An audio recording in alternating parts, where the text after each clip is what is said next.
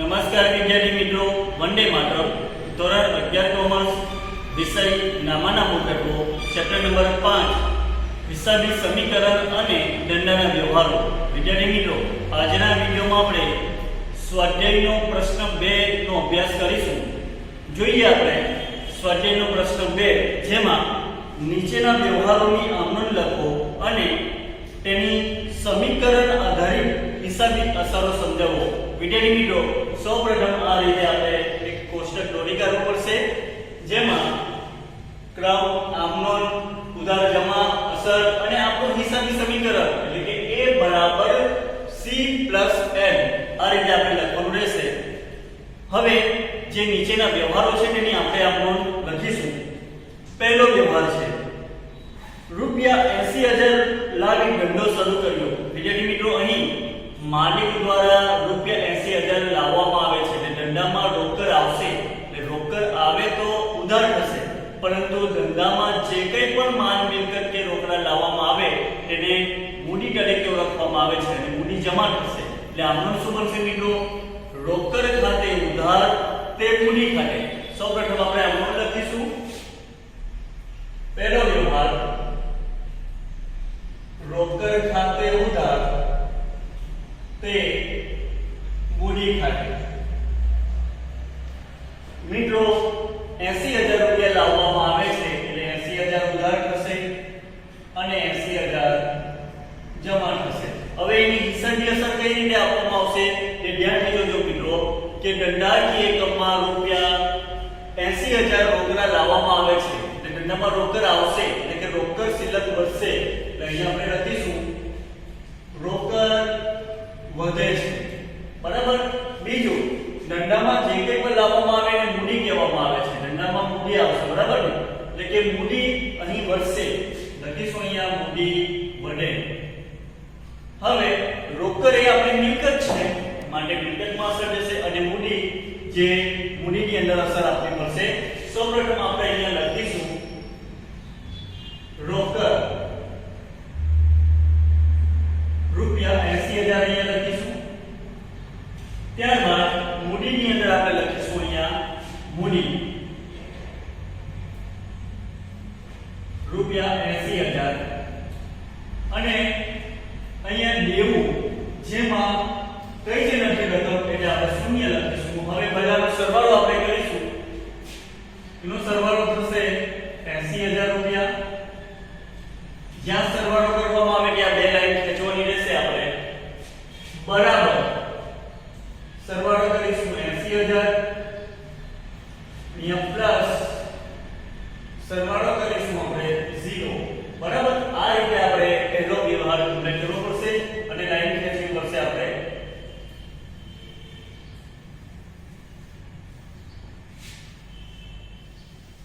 હવે આપણે બીજો વ્યવહાર જોઈશું. ધ્યાનથી જોતા રહેજો મિત્રો. બીજો વ્યવહાર રૂપિયા 20,000 બેંકમાં ભરીને ખાતું ખોલાવ્યું. વિદ્યાર્થી મિત્રો, રૂપિયા 20,000 બેંકમાં ભરવામાં આવે છે એટલે બેંક અહીં લેનાર બનશે. એટલે બેંક ખાતે ઉધાર, પરંતુ રૂપિયા 20,000 બેંકમાં ભરવાથી એટલી રોકડ ધંધામાંથી જાય છે એટલે રોકડ જાય તો જમા થશે. તો આમનું શું બનશે મિત્રો? અહીં રૂપિયા 20,000 બેંકમાં ભરવામાં આવે છે એટલે બેંક લેનાર બને એટલે બેંક ખાતે ઉધાર અને રોકડ ખાતે જમા થશે, કારણ કે રોકડ જાય છે.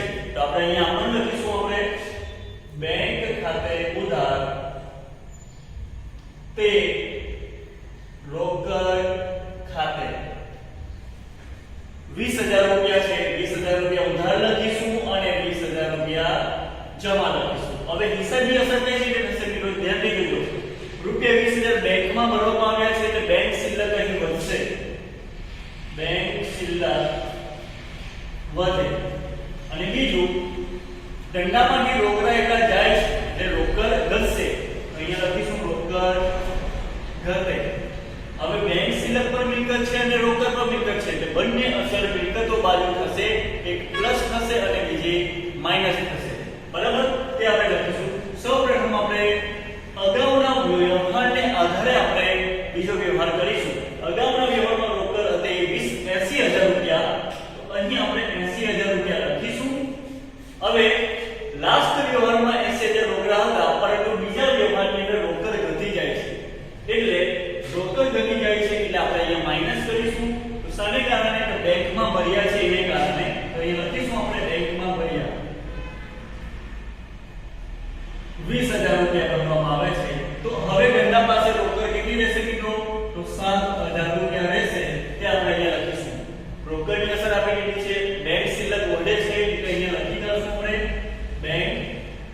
લખ 20,000 રૂપિયા. ચાલો હવે વિદ્યાર્થી મિત્રો અસર આપી દીધી છે, આપણે સરવાળો કરી નાખશું. સરવાળો થશે એકવાર ફરીથી 80,000 રૂપિયા. બરાબર. હવે મૂડી અને દેવા બાજુ વધારો ઘટાડો થતો નથી તો આપણે એઝ ઇટ ઇઝ લખી દેવું પડશે. તો અહીંયા લખીશું આપણે એકવાર ફરીથી મૂડી 80,000, એનો સરવાળો થશે 80,000, અહીંયા બરાબરનું ચિહ્ન, દેવું 0, સરવાળો પર 0 થશે. આ રીતે બીજો વ્યવહાર કમ્પ્લીટ થઈ જાય છે આપણો.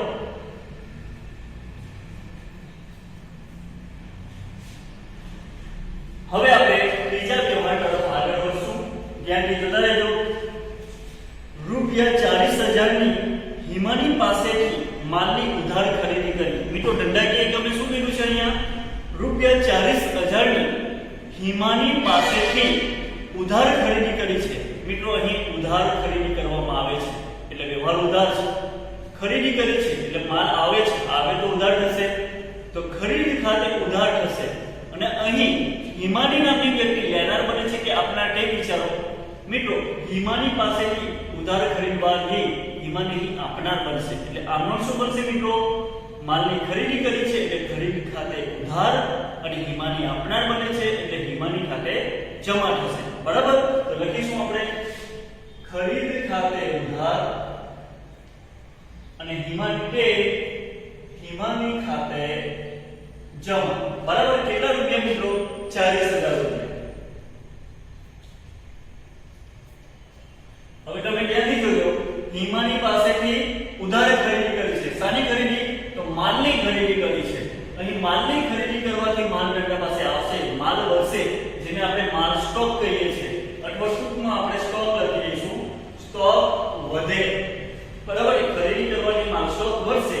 બીજું, હિમાની પાસેથી ઉધાર ખરીદી કરી છે. મિત્રો જ્યારે પણ ઉધાર ખરીદી કોઈ પાસેથી કરવામાં આવે ત્યારે ધંધાનું દેવું એટલું વધે છે. તો આપણે અહીં લખીશું હિમાની પ્રત્યેનું દેવું વધે છે.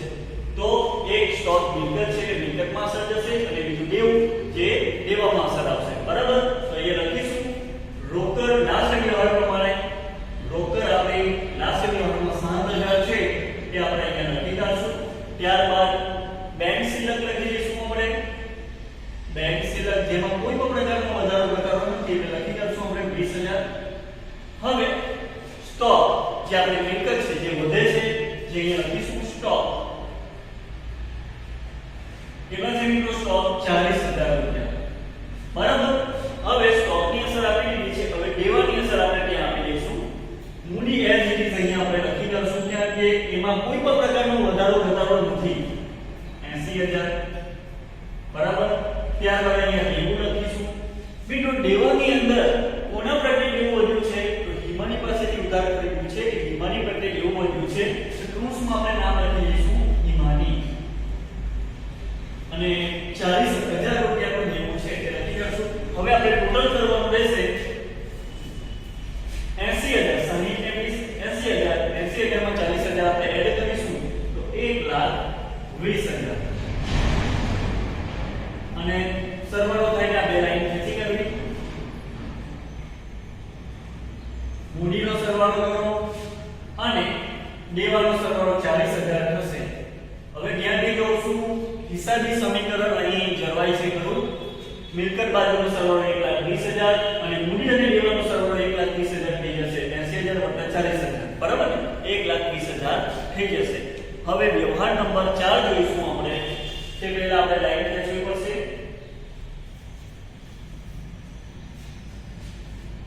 વ્યવહાર નંબર 4. ધ્યાનથી જોતા રહેજો. રૂપિયા 30,000 નો માલ રોકડેથી ખરીદ્યો. વિદ્યાર્થી મિત્રો અહીં 30,000 નો માલ રોકડેથી ખરીદ્યો છે. માલ ખરીદ્યો એટલે ખરીદ ખાતે ઉધાર. બરાબર. અને રોકડેથી ખરીદ્યો છે એટલે રોકડ અહીં જાય છે, જાય તો જમા થશે. એટલે આમનું શું બનશે મિત્રો? ખરીદી ખાતે ઉધાર તે રોકડ ખાતે. બરાબર. તો લખી દઈશું આપણે અહીંયા ખરીદી ખાતે ઉધાર તે રોકડ ખાતે. બરાબર. હવે તમે ધ્યાનથી જોશો તો તમને ખ્યાલ આવશે મિત્રો કેટલા રૂપિયા છે? 30,000. 30,000 ઉધાર થશે અને 30,000 જમા થશે. માલ માલ સ્ટોક આવશે, બરાબર ને? એટલે માલ વધશે એટલે કે સ્ટોક અહીં વધે છે. બીજું રોકડેથી ખરીદ્યું છે એટલે રોકડ જાય છે એટલે રોકડ ઘટશે. હવે તમે ધ્યાનથી જોશો, આપણે હિસાબી સમીકરણમાં એની અસર શું? સ્ટોક અને રોકડ બંને મિલકત છે, એક વધે છે ને એક ઘટે છે એટલે બંને મિલકત બાજુ અસર થશે, બરાબર ને? તો અહીં લાસ્ટ વ્યવહારમાં રોકડ કેટલી છે તે આપણે લખીશું. લાસ્ટ વ્યવહારમાં રોકડ આપણે 60000 રૂપિયા છે, અંદર લખીશું આપણે, કારણ કે અહીં રોકડ ઘટે છે તો માઈનસ રોકડ આપણે ઘટે છે. કયા કારણથી? તો મિત્રો અહીં માલ ખરીદીએ છીએ તો અહીં ખરીદી લખીશું આપણે, માલની ખરીદી કરવાથી, બરાબર? કેટલા રૂપિયા છે મિત્રો? અહીં 30000 રૂપિયા છે, બહાર આવશે 30000 રૂપિયા, બરાબર? રોકડ બચી છે બેંક શિલ્લક, તે લખીએ બેંક શિલ્લક 20000 રૂપિયા. ત્યારબાદ સ્ટોક છે, સ્ટોક આપણે અંદર લખવું પડશે 40000 રૂપિયા. હવે સ્ટોક લાસ્ટ વ્યવહારમાં 40000 રૂપિયા હતા, પરંતુ આ વ્યવહારની અંદર સ્ટોકમાં વધારો થાય છે તો અહીં પ્લસ કરીશું. શાને કારણે? તો માલની ખરીદીને કારણે. ખરીદી લખી લઈશું અહીંયા આપણે. કેટલા રૂપિયા છે મિત્રો? 30000. સરવાળો કરશું તો 70000 રૂપિયા આવશે. હવે આપણે ટોટલ મારવાનું રહેશે મિત્રો. અહીંયા 30000, 20000 અને 70000 નું ટોટલ આપણું થશે. ફરીથી એકવાર 1,20,000, બરાબર? હવે મૂડી અને દેવા બાજુ વધારો ઘટાડો થતો નથી એટલે એઝ ઇટ ઇઝ આપણે લખી નાખશું. મૂડી 80000, અહીંયા ટોટલ મારીશું 80000. બાજુમાં દેવામાં પણ આપણે ટોટલ મારશું, દેવું લખીશું, કૌંસમાં લખીશું હિમાની 40000, બરાબર? ટોટલ મારીશું 40000. આ રીતે વ્યવહારની નોંધ કરવાની રહેશે. હવે લાઈન ખેંચવાની રહેશે આપણે. ઓકે, હવે પાંચમો વ્યવહાર જોઈશું મિત્રો. ખૂબ જ ધ્યાન આપજો. પાંચમા વ્યવહારની અંદર ખૂબ જ અગત્યનો છે. 35000 નો માલ જસલીનને 15000 માં ઉધાર વેચ્યો. મિત્રો અહીં માલનું વેચાણ કરવામાં આવે છે, પરંતુ કઈ રીતે? ઉધાર વેચાણ કરવામાં આવે છે. કેટલા રૂપિયાનો? તો 35000 નો માલ છે. હવે આ 35000 નો માલ જસલીનને 55000 માં ઉધાર વેચવામાં આવે છે તો અહીં જસલીન લેનાર બનશે, બરાબર ને? તો લેનાર ખાતે ઉધાર, તો આપણે અહીંયા લખીશું વ્યવહાર નંબર 5, જસલીન ખાતે ઉધાર. કેટલા રૂપિયા મિત્રો? તો જસલીનને કેટલા હજાર રૂપિયાનો માલ વેચવામાં આવે છે? તો 55000 રૂપિયા આપણે ઉધાર લખીશું. હવે તમે ધ્યાનથી જોશો તો 35000 નો માલ 55000 માં ઉધાર વેચવામાં આવ્યો છે. માલનું વેચાણ કરવાથી માલ અહીં ધંધામાંથી જાય છે, જાય તો જમા, પરંતુ માલ ખાતે જમાની જગ્યાએ આપણે વેચાણ ખાતે જમા લખીશું. તે વેચાણ ખાતે, બરાબર ને? પરંતુ કેટલાનો માલ જાય છે મિત્રો? 35000 વાળો કે 55000 વાળો? તમે ધ્યાનથી અભ્યાસ કરશો તો તમને ખ્યાલ આવશે કે 35000 નો માલ 55000 માં વેચ્યો છે એટલે માલ ધંધામાંથી જાય કેટલા વાળો છે? 35000 રૂપિયા વાળો જાય છે. એટલે માલ જાય છે 35000 વાળો, તો આપણે અહીં 35000 જમા કરીશું. હવે તમે સાથે સાથે એ પણ ધ્યાન રાખજો મિત્રો કે 35000 નો માલ જ્યારે 55000 માં વેચવામાં આવે છે ત્યારે ધંધાને શું થશે મિત્રો? અહીં નફો થશે, બરાબર ને? કારણ કે 35000 નો માલ જ્યારે 55000 રૂપિયામાં વેચવામાં આવે ત્યારે ધંધાને નફો થશે. નફો આપણી ઉપજ આવક છે તે જમા થશે, બરાબર ને? એટલે અહીંયા લખીશું તે નફા ખાતે, પણ નફાની જગ્યાએ આપણે શબ્દ વાપરીશું તે નફા નુકસાન ખાતે, બરાબર? કેટલા રૂપિયા મિત્રો? તો અહીં 20000 રૂપિયા નફો થશે. 35000 નો માલ 55 માં વેચે તો નફો આવશે 20000, બરાબર? હવે આપણે હિસાબી અસર આપીશું. જસલીન ને ઉધાર વેચ્યો છે મિત્રો, યાદ રાખજો જસલીન ને ઉધાર વેચ્યો છે. જસલીન પાસેથી કેટલા રૂપિયા લેવાના થશે? 55000 રૂપિયા લેવાના થશે. એટલે જસલીન પાસેથી આપણું લેણું છે એટલે અહીં શબ્દ વાપરીશું આપણે લેણું વધે, બરાબર? બીજું માલનું વેચાણ કરવામાં આવ્યું છે એટલે માલ જાય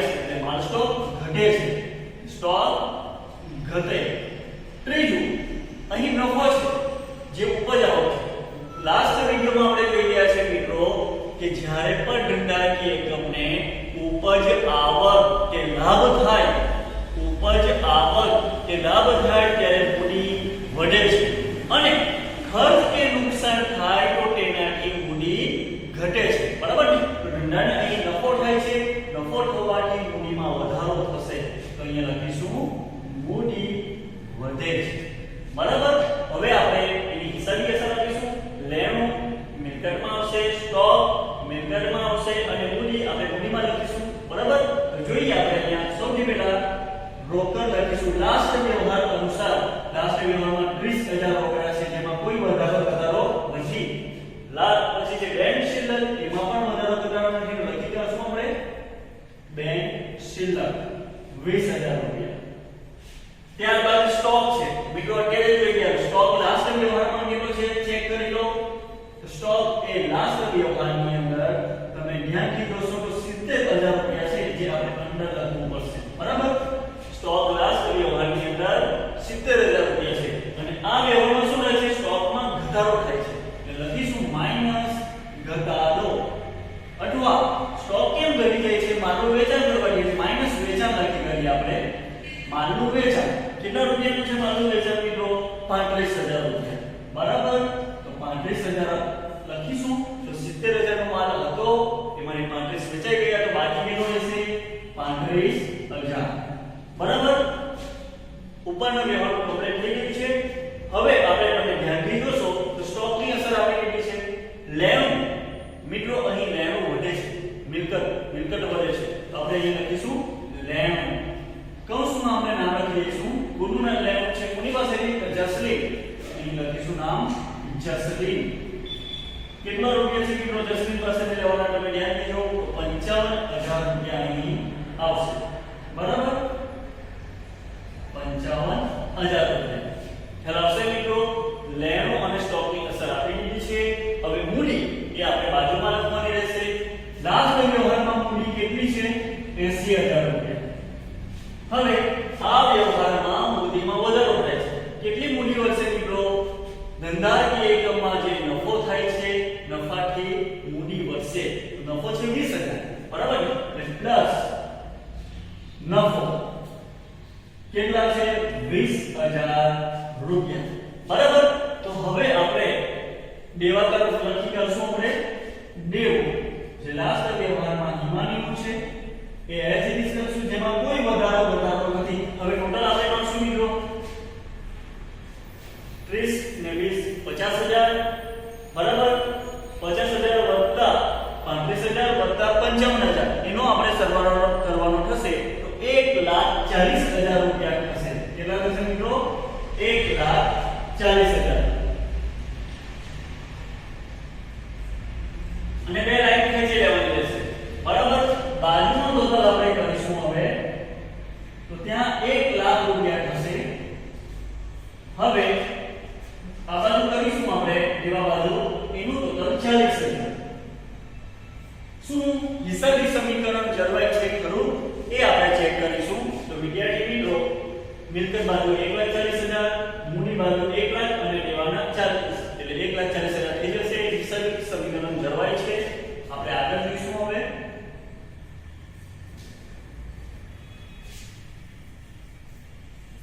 હવે લાસ્ટ પાંચમા પછી છઠ્ઠો વ્યવહાર આપણે જોઈશું. ધ્યાનથી જોતા રહેજો. રૂપિયા 10,000 નો માલ, ધ્યાનથી જોજો. રૂપિયા 10,000 નો માલ 18,000 માં રોકડેથી વેચ્યો છે. વિદ્યાર્થી મિત્રો એકવાર ફરીથી અહીં માલનું વેચાણ કરવામાં આવ્યું છે, પણ કેવું? રોકડેથી છે. 10,000 નો માલ 18,000 માં રોકડેથી વેચવાથી ધંધાકીય એકમ પાસે રોકડા આવશે, બરાબર ને? તો કેટલા રોકડા આવશે મિત્રો? તો 18,000 માં રોકડેથી વેચ્યું એટલે 18,000 રૂપિયા આવશે. તો આનું શું બનશે? રોકડા આવે છે એટલે રોકડ ખાતે ઉધાર લખીશું આપણે. રોકડ ખાતે ઉધાર, બરાબર? કેટલા રૂપિયામાં વેચ્યો છે મિત્રો? 18,000 રૂપિયા. હવે 10,000 નો માલ 18,000 માં રોકડેથી વેચવાથી માલ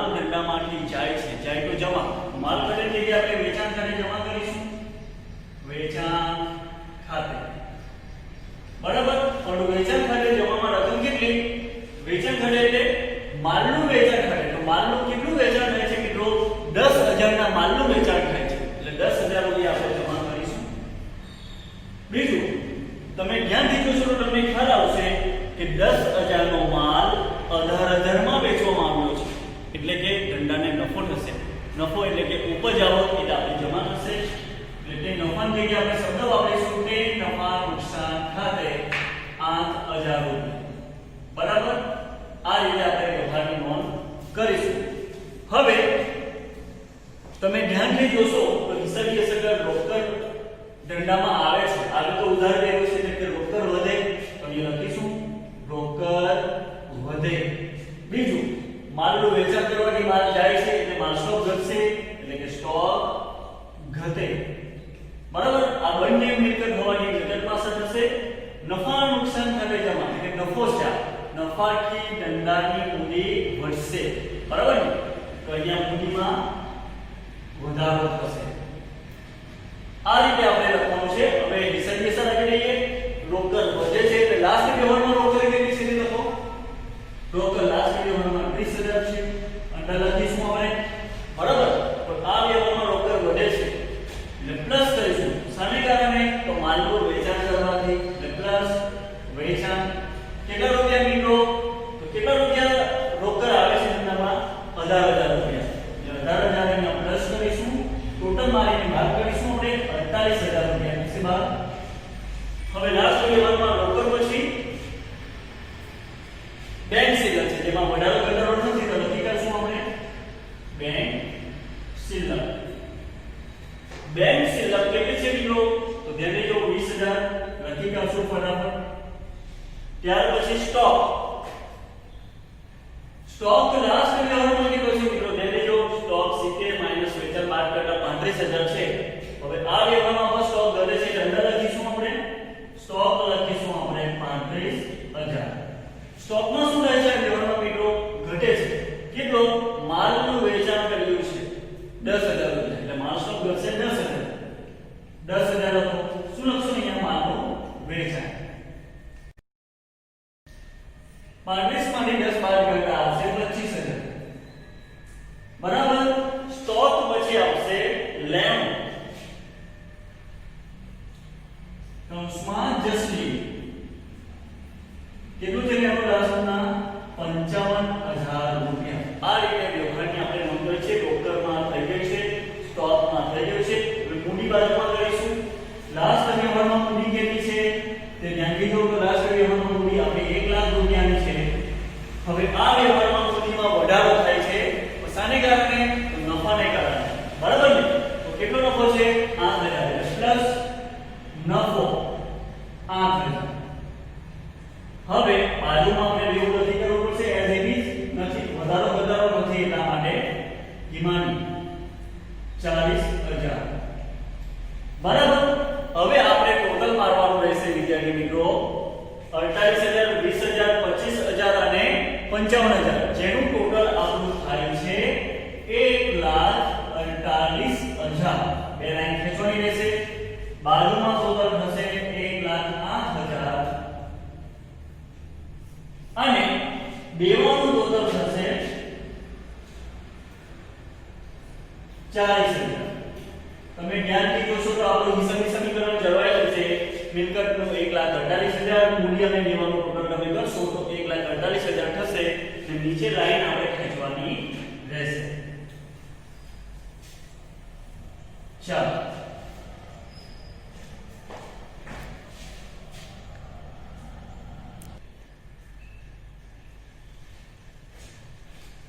મિત્રો, હવે આપણે આગળનો વ્યવહાર જોઈશું. 7 નંબરનો વ્યવહાર. ધ્યાનથી જોતા રહેજો. 7મો વ્યવહાર. હિમાનીને ₹2000 નો માલ પરત કર્યો. વિદ્યાર્થી મિત્રો, હિમાનીને 2000 નો માલ પરત કર્યો એટલે હિમાની લેનાર બને. હિમાની ખાતે ઉધાર થશે. માલ પરત કર્યો એટલે કે માલ ધંધામાંથી જાય છે પણ કઈ રીતે જાય છે? ખરીદેલો માલ પરત કર્યો કહેવાય. બરાબર ને, એટલે ખરીદ પરત ખાતે જમા થશે. તો હિમાની ખાતે ઉધાર તે ખરીદ પરત ખાતે. તો લખીશું આપણે હિમાની ખાતે ઉધાર તે ખરીદ પરત ખાતે. કેટલા વિદ્યાર્થી મિત્રો? 2000 રૂપિયા. બરાબર, હવે તમે ધ્યાનથી જોશો તો ખ્યાલ આવશે.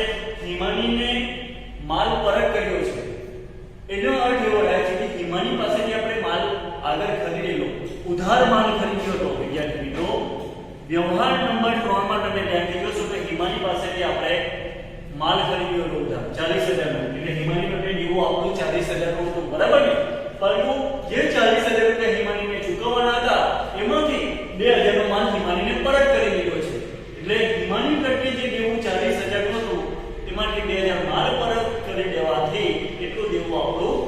ઘટી જશે, બરાબર ને?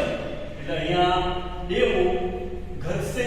બીજું ખરીદ પરત કર્યો છે, માલ પરત કર્યો છે એટલે માલ અહીં દંડામાંથી જાય છે એટલે માલ ઘટે એટલે કે સ્ટોક ઘટે છે, બરાબર? હવે આપણે એની હિસાબી અસર આપશું. વિદ્યાર્થી મિત્રો, લાસ્ટ વ્યવહારમાં આપણે જોયું તો રોકડ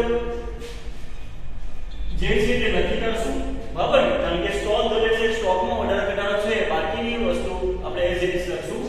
રોકડ છે 48000, ત્યારબાદ બેંક શિલ્લક છે 20000, ત્યારબાદ સ્ટોક. વિદ્યાર્થી મિત્રો, લાસ્ટ વ્યવહારમાં સ્ટોક આપણો 25000 રૂપિયાનો હતો તે આપણે હવે લખીશું, કારણ કે આ વ્યવહારમાં સ્ટોકમાં ઘટાડો થાય છે એટલે માઈનસ ખરીદ પરત, બરાબર? 2000 રૂપિયા એટલે બહાર આવશે 23000 રૂપિયા, બરાબર? હવે સ્ટોક પછી શું છે? લેવું, તે આપણે લખી કાઢીએ. લેવું કોના પ્રત્યે? જસલીન. લખીશું આપણે જસલીન. કેટલું છે? 55000 રૂપિયા. આ રીતે વ્યવહારની નોંધ થશે. સ્ટોકની એન્ટ્રી આપણે કરી છે. હવે દેવું ઘટે તે લાસ્ટમાં જશે. મૂડી આપણે લખી કાઢશું. મૂડી લાસ્ટ વ્યવહારમાં મૂડી કેટલી છે મિત્રો? 1,08,000.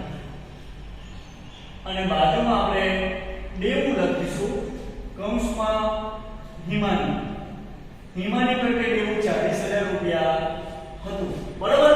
પરંતુ ધ્યાનથી જોશો તો હિમાનીને માલ પરત કર્યો છે એટલે હિમાની પ્રત્યે આપણું દેવું 40000 મળતું લાસ્ટ વ્યવહારમાં 40000 રૂપિયા ચૂકવવાના હતા, પરંતુ કોઈ કારણસર એને માલ પરત કરવાથી એટલું દેવું આપણે હવે ચૂકવવાનું થશે નહીં, બરાબર? એટલે 2000 રૂપિયા આપણું દેવું ઘટી જશે. માઈનસ અહીંયા લખીશું આપણે દેવામાં ઘટાડો અથવા ખરીદ પરત. ઘટાડો લખી દઈશું 2000 રૂપિયા, બરાબર? હવે આપણે ટોટલ માટા લેશું વિદ્યાર્થી મિત્રો.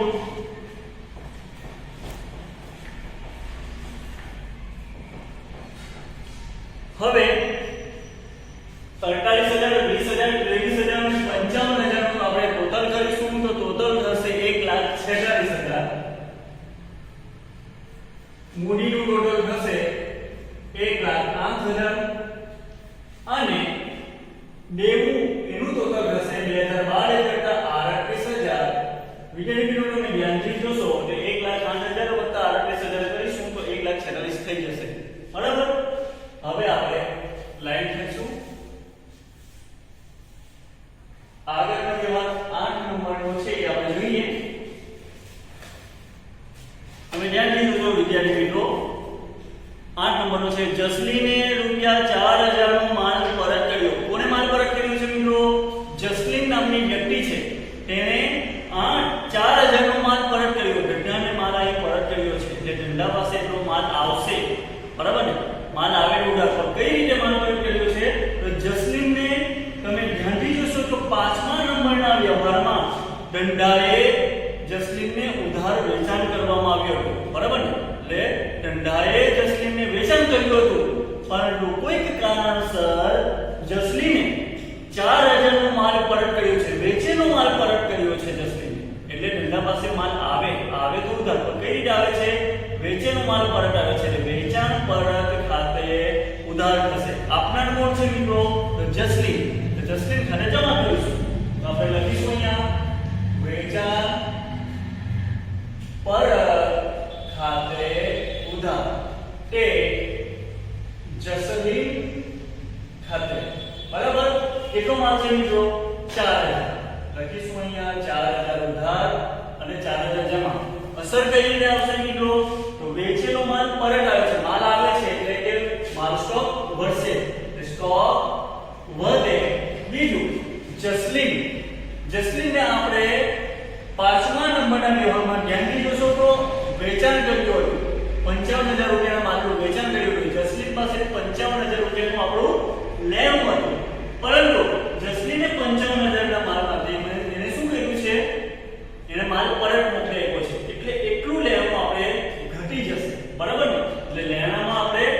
ઘટાડો જોવા મળશે, લેણું ઘટે છે, બંને અસર મિલકત બાજુ આવશે. તો લખી કરીએ લાસ્ટ વ્યવહાર પ્રમાણે. રોકડ લાસ્ટ વ્યવહારની કેટલી છે? તો વિદ્યાર્થી મિત્રો 48000 લખીશું. બેંક શિલ્લક લખીશું આપણે. લાસ્ટ વ્યવહારમાં છે 20000 રૂપિયા. ત્યારબાદ સ્ટોક લખીશું, પરંતુ સ્ટોકમાં અહીંયા વધારો થાય છે એટલે અંદર લખીશું આપણે સ્ટોક કેટલો છે લાસ્ટ વ્યવહારમાં 23000 રૂપિયા.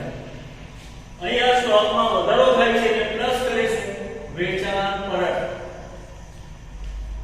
કેટલા રૂપિયા વિદ્યાર્થી મિત્રો? 4000. 23 ને 4 કેટલા થશે? 27000 રૂપિયા આપણે બહાર લખીશું. બરાબર. હવે આગળ જોઈશું આપણે સ્ટોક પછી છે લેણું. તમે ધ્યાનથી જોશો તો લેણું જસલીન નું છે. જસલીન પાસેથી આપણે લાસ્ટ વ્યવહારમાં લેણું કેટલું હતું? 55000 રૂપિયા. પરંતુ આ વ્યવહારમાં જસલીને 4000 નો માલ પરત કરી દીધો છે, માટે કેટલું લેણું એની પાસેથી ઘટી જશે?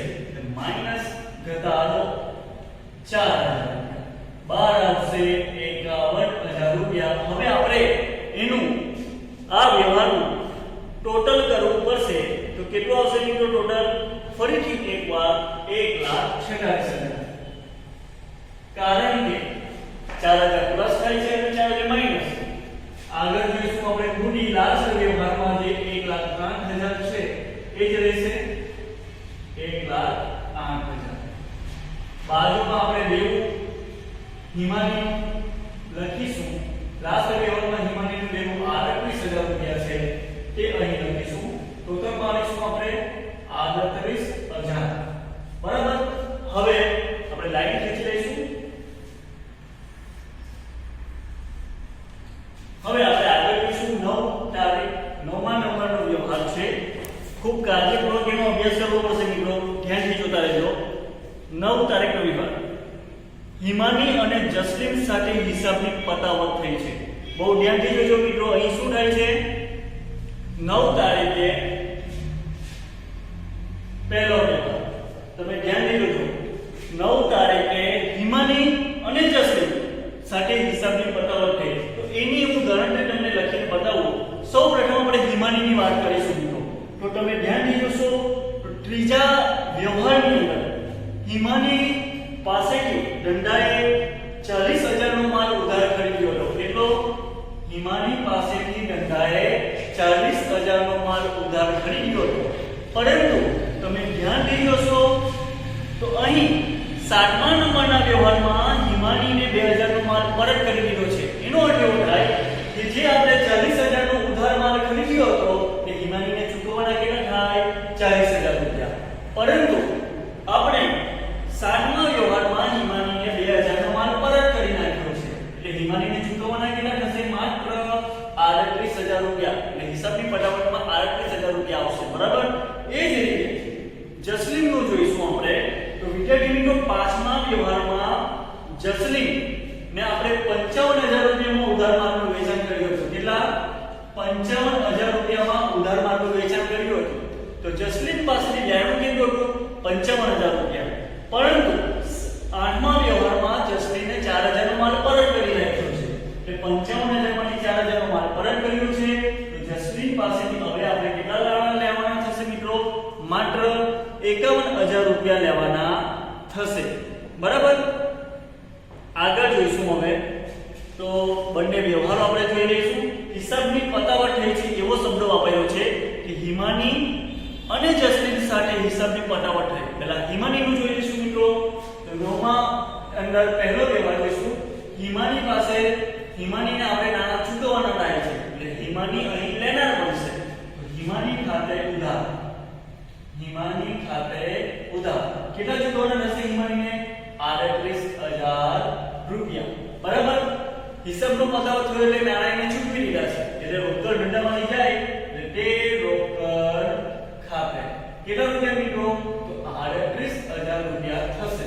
બરાબર. હવે બીજો વ્યવહાર જોઈશું આપણે. એની સાથેનો છે. ધ્યાનથી જોઈ લેજો મિત્રો. બીજો વ્યવહાર જસલીન સાથે પણ હિસાબની પતાવટ કરવામાં અહીં આવી છે. બરાબર. જસલીન સાથે પણ અહીં હિસાબની પટાવટ કરવામાં આવેલ છે. તો જસલીન પાસેથી 55000 રૂપિયા લેવાનું હતું, એમાંથી 4000 રૂપિયા એને પરત કરેલા છે એટલે 51,000 રૂપિયા લેણા થયા. તો 51,000 રૂપિયા ઘટાડીએ તો પાસે હવે આવી જશે ફટાફટ થઈ ગઈ. રોકડ આવે છે એટલે રોકડ ખાતે ઉધાર. બરાબર, રોકડ ખાતે ઉધાર કેટલા રૂપિયા આવે છે હવે 51,000 રૂપિયા. અને આપણા નંબર બને છે જસલીન, એટલે જસલીન ખાતે જમાના છે તે જસલીન ખાતે બરાબર જમામાં 51,000 રૂપિયા. હવે આપણે આની હિસ્સાની અસર આપવાની થશે. ધ્યાનથી જોજો. શું થાય છે? હિમાની ખાતે ઉધાર. બરાબર, એટલે હિમાની પ્રત્યે આપણું દેવું કેટલું હતું? તો તમે ધ્યાનથી જોજો. આ વ્યવહારમાં 38,000 એ આપણે હવે ચૂકવી દીધું છે. એટલે દેવામાં શું થશે? ઘટાડો, એટલે દેવું ઘટે. બીજું અહીં હિમાનીને નાણાં ચૂકવવાની રોકડ જાય છે એટલે રોકડ ઘટે છે. બરાબર, હવે ધ્યાનથી જો. ત્યાર પછી જસલીન સાથેના વ્યવહારમાં જે વેચાણનો વ્યવહાર હતો તો જસલીનને અહીં નાણાં આપી દીધા છે આપણને ધંધાને, એટલે રોકડ આવે છે. રોકડ ફરીથી વધી જશે, રોકડ વધે અને જસલીન પાસેથી જે એકાઉન્ટનું લેણું હતું તે હવે પૂરું થયું છે એટલે લેણું ઘટી જશે. બરાબર, હવે આની હિસાબી અસર આપણે અહીંયા આપી દેવાની રહેશે. તો જોઈએ આપણે હવે લાસ્ટ વ્યવહારની અંદર અહીંયા રોકડમાં વધારો પણ થાય છે અને ઘટાડો એ ધ્યાનમાં લેવું પડશે આપણે. બરાબર, તો રોકડ લાસ્ટ વ્યવહારમાં રોકડ કેટલી છે મિત્રો? અંદર લખો 48,000 રૂપિયા. એમાં રોકડ ઘટે છે. સાને કારણે રોકડ ઘટે છે? તો દેવું અહીંયા ચૂકવાઈ જાય છે. બરાબર, તો અહીં રોકડ ઘટે છે એવું આપણે લખી દઈશું. બરાબર, કેટલું ઘટે છે એ લખી દઈએ આપણે.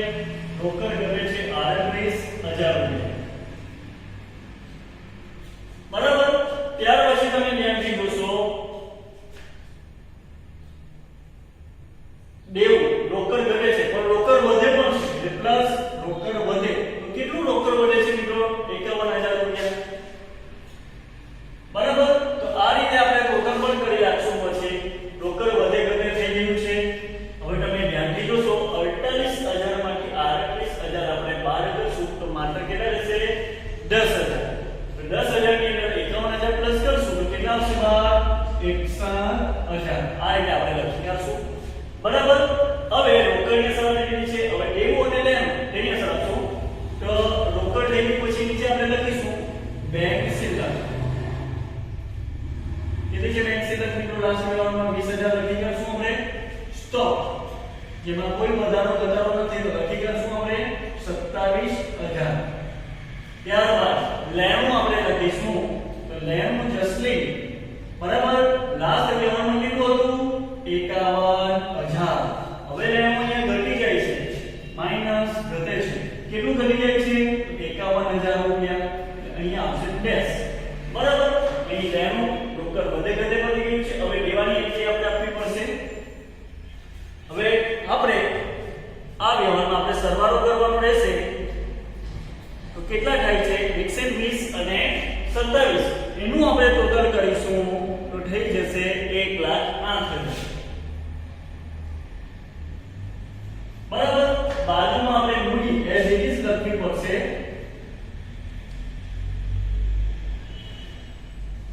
અહીંયા બરાબરનું ચિહ્ન 1,08,000 ટોટલ. બાજુમાં દેવું હિમાનું. બરાબર, લાસ્ટ 38,000 રૂપિયા દેવું હતું પરંતુ આની અંદર દેવું ઘટી જાય છે. કેટલું ઘટી જાય છે? તો 38,000 માઈનસ અહીંયા આપણે લખીશું ઘટે. બરાબર, કેટલા ઘટી જાય છે? તો 38,000 રૂપિયા. એટલે અહીંયા આપણે દેવું હવે 0 થઈ જશે. તો ટોટલ જો તમે 1,08,000 1,08,000 થઈ જશે. હવે લાઈન ખેંચીશું. 10 તારીખનો વ્યવહાર આપણે જોઈશું. ધ્યાનથી જોતા રહેજો. રૂપિયા 5,000 બેંકમાંથી ઉપાડ્યા. મિત્રો અહીં બેંકમાંથી ઉપાડ્યા છે એટલે ધંધાકીય એકમ પાસે રોકડ આવે. રોકડ આવે તો રોકડ ખાતે ઉધાર અને બેંક આપનાર બને છે એટલે બેંક ખાતે જમા કરીશું. બરાબર, તો લખીશું અહીંયા રોકડ ખાતે ઉધાર તે બેંક ખાતે. બરાબર, કેટલા રૂપિયા ઉપાડે છે મિત્રો? તો ધ્યાનથી જો 5,000 રૂપિયા. તો 5,000 રૂપિયા ઉધાર અને 5,000 રૂપિયા જમા કરીશું. રોકડ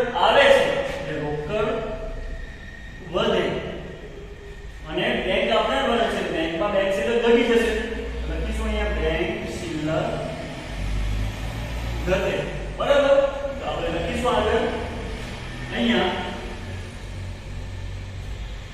લાસ્ટ વ્યવહારમાં રોકડ કેટલી છે મિત્રો 48000 તો લખીશું અંદર 48000 માઈનસ અહીંયા ઘટી જાય છે રોકડ કેટલી ઘટે છે મિત્રો 5000 રૂપિયા તો 5000 રૂપિયા અહીંયા લખીશું માઈનસ કરીને લખીશું 43000 બરાબર લાસ્ટ વ્યવહારમાં રોકડ પછી આવશે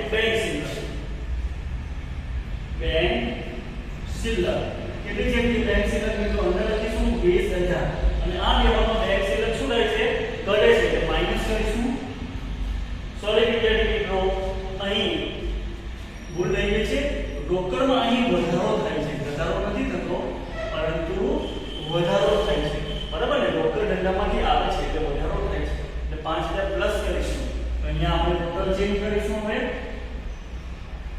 53000 બરાબર હવે બેંક શિલ્લક અહીંયા 20000 રૂપિયા છે એમાં બેંક શિલ્લક ઘટાડો થશે તો ઘટે લખશું આપણે 5000 બહાર આવશે 15000 બરાબર હવે બેંક શિલ્લક પછી આવશે સ્ટોક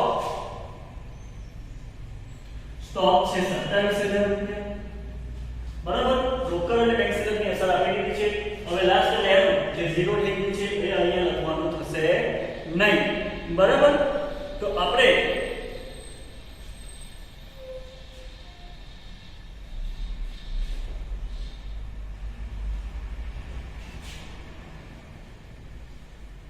વિદ્યાર્થી મિત્રો અહીંયા આપણે થોડો સુધારો કરી નાખશું તો તમે ધ્યાનથી જોશો તો લાસ્ટ વ્યવહારમાં રોકડ કેટલી છે તો 48000 માં ઘટાડો થયો છે પ્લસ વધારો થયો છે અહીંયા 61000 રૂપિયા છે બરાબર એ આપણે થોડો સુધારો કરી નાખશું ભૂલથી 48000 લખાઈ ગયા હતા જે આપણે સુધારો કરીશું લાસ્ટ વ્યવહારમાં પ્લસ માઈનસ કરતા 61000 રૂપિયા છે અહીંયા બરાબર 61000 રૂપિયામાંથી આપણે માઈનસ કરીશું સોરી પ્લસ કરીશું 5000 રૂપિયા એટલે 66000 રૂપિયા અહીં થઈ જશે બરાબર 66000 15000 અને 27000 એનો આપણે સરવાળો કરીએ તો ફરીથી એક વખત કેટલો સરવાળો થઈ જશે 1,08,000 રૂપિયા થઈ જશે બરાબર હવે રોકડ શિલ્લક બેંક શિલ્લકની અસર આવી રહી છે હવે બાજુમાં આપણે લઈશું મૂડી છે લાસ્ટ વ્યવહારમાં 1,08,000 બરાબર હવે અહીંયા સરવાળો કરીશું 1,08,000 હવે